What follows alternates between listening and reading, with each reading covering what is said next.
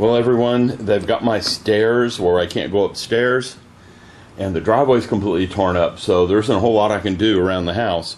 I can't get upstairs to work on the dinosaur, so I'm going to start a Maschinen Krieger kit, a G-Pawn, armored fighting suit, and this is a limited edition. It's a 1/20th scale. Now, there's all sorts of color variations on these things. Let's open the box and see what we got here. I like the snowman right there. Here's our instructions. It's going to be pretty straightforward. I haven't built a Maschinen kit before. And this is not a Nitto kit. This is, here, let's get the time and date so everyone knows I'm not cheating on the contest. Missed call from the wife. See all my apps. It is 5/12 on April 24th. Anyhow, this will be my first Maschinen Krieger. This is not an original Nitto one. This is a wave design, which is fine. I don't remember when I got it or how much I paid for it, so don't ask. I know I've had it for at least 2 years. It doesn't look like there's a lot of steps to it. Now, this is going to be about painting. There is a figurehead in this. There is a helmet that's removable. There's decals, full color chart. Painting that figurehead is going to be the tough one, I think. That's going to be the toughest part of this whole thing, is painting his head. Now, onto the parts. You can see it's not very big. It is a 1/20th scale kit. He has one hand and one hand only because, well, the other hand is a laser cannon, as you can see in the photo. Yeah, I just got an email. Lucky me. And there's the face right there, as you can see. I'm not going to open the bags just yet. Here's some other pieces. The Decal Sheet. Don't know what I'll use yet.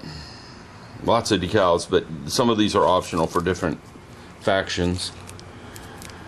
And it looks like it gave me plenty of glass pieces in case I break them or something. I don't know.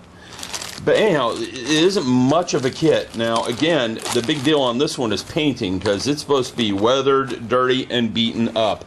It is not supposed to be factory fresh, as you can see here on the box lid. He is supposed to be beaten up and looking like he's been through a lot. Well, I'm going to get started on this one later today. I will do a better review of what's inside the box when I get to it. I will talk to you all later. Okay, we're going to have cruddy lighting conditions today, and I'm sorry about that. There's not much I can do. I am taking a look, and I can't help the handheld. The tripod's upstairs, and I can't go up the stairs for 2 more days.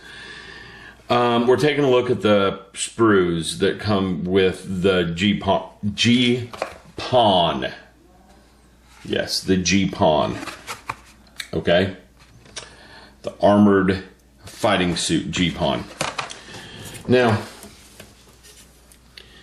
here's the one with the hand on it, and there's some ball joints on there. And you're going to see what they do with the ball joints in a few minutes. It doesn't look bad to me, to my eyes. I don't see bad detail. The camera's refusing to focus on it like normal. If I don't not having focus issues, something funny is going on. Here's the clear. Again, there's 4 identical clear parts. And that's nice. It means I can screw up once or twice. I don't know why they give so many identical parts. It's strange, but I'm not going to complain. Okay? And I'm also trying to keep the camera, the shadows from hitting the parts. I'm trying to keep from shaking this thing around. So there's a look at the sprue there.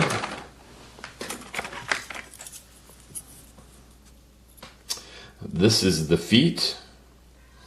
And I remember the directions talking about which way these treads go. Okay?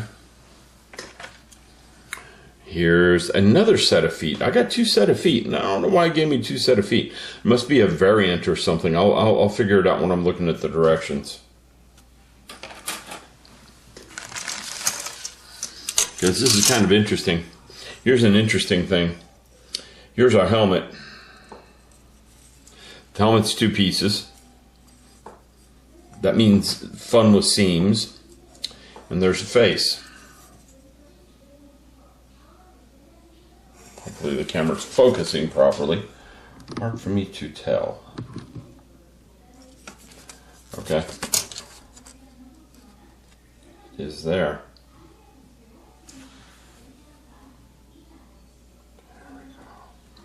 There we go. If I put it flat and put it like that, it should focus because there's only one thing there. Okay. Now here's the fun part. You guys see this sprue? Notice that part right there. The next part that comes in, that part's different. Everything else on that sprue is identical practically. There's another helmet. There's that part's different, but there's another face. I've got 2 heads. And I'm not sure what the difference between the heads are. Okay. And this is rubber. All these parts are rubber. It's polycap. Whatever polycap is. We got rubber hoses, and that worries me because the paint may not stick to this stuff, which is okay because this color isn't bad, but if I want to seam fill it, I just got in trouble. Yeah. I don't mind this color for what it's supposed to be. These are supposed to be the joints. Okay? But I know a lot of people just replace them and sculpt their own. You're not going to have to seam fill. They're solid pieces. That's good. But I don't think paint's going to stick to this stuff. A lot of people replace these with piano wire. So I'm liable to go out and look for some piano wire to replace that with. They're textured nicely. I can tell by running my fingers across them. I don't think the camera's going to pick it up with the lighting I got in here. They're textured nice though, and all these parts are solid, which is good. Good to me. And one look at the decal sheet, and then I'm going to start working on my G-Prawn. There's the decal sheet. I've never built a model by wave before, so I don't know what I'm in for. I've built Hasegawa, Tamiya, Revel, a lot of off-market ones, but never wave. Now I've got 3 or 4 wave models up there. The ones I do have look like they're really good models, look like they're really good kits. And if you hold this in the right light, you can see the registration on them seems to be pretty good. The decal film's pretty tight. Everything looks very well done, so I don't think I'm going to have any issues with it, with that. So I have to read up and see what the markings mean, and see where the markings go. As for directions, we can pull them out and put them over here. I can get rid of the white piece of paper though. Okay, the directions, again, I showed this earlier, are very straightforward. It wants the hose put in at the beginning, and that bothers me a little bit. I'll have to test fit things and see how that works. Here's the 2 legs. I suspect the legs and feet are going to go together very quickly. It's good that everything's detachable. There's the 2 arms. The laser cannon is making me wonder what I can do with that. And there's the torso, the body. Probably put this together in a day, to be honest with you guys. If I wasn't trying to do a good job, I could probably throw this thing together pretty quick. I'm going to try not to. I'm going to try to do a really good job on it.